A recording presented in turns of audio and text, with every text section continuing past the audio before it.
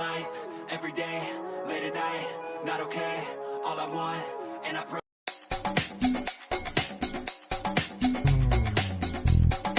Showbiz Kachika TV. Hello mga kachika!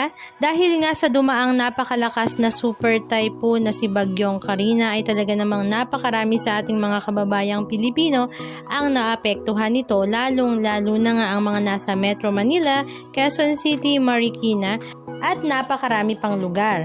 Marami pa nga sa ating mga kababayang Pilipino ang hindi pa rin nakakabalik sa kanilang mga tirahan dahil ito nga ay hanggang ngayon ay binabaha pa. At the same time ay nasa evacuation center at nagiintay na nga lang sa tulong na iabot mula sa ating gobyerno, sa mga LGU at maging sa mga private sector.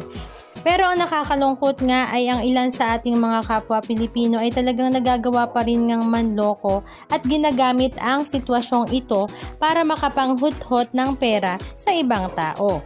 Katulad na nga lang ng ibinahagi ni Jolina Magdangal sa kanyang social media account dahil meron ngang gumamit ng kanyang profile kung saan ito ay nanghihingi ng pera as fund nga daw para sa kanilang gagawing pagtulong sa mga napinsala ng baha sa Marikina.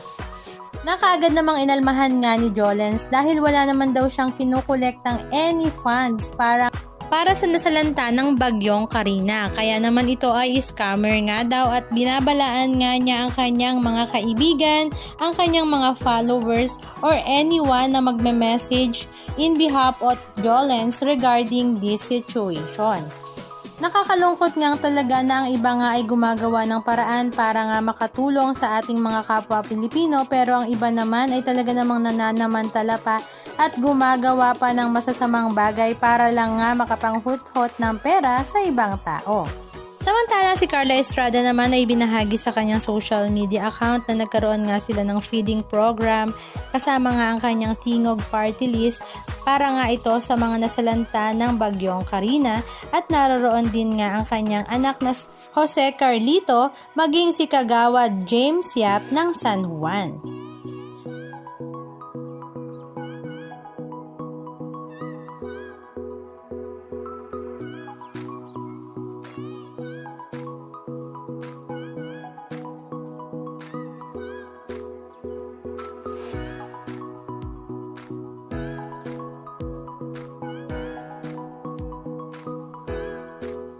Anong masasabi nyo mga kachika? Just comment down below.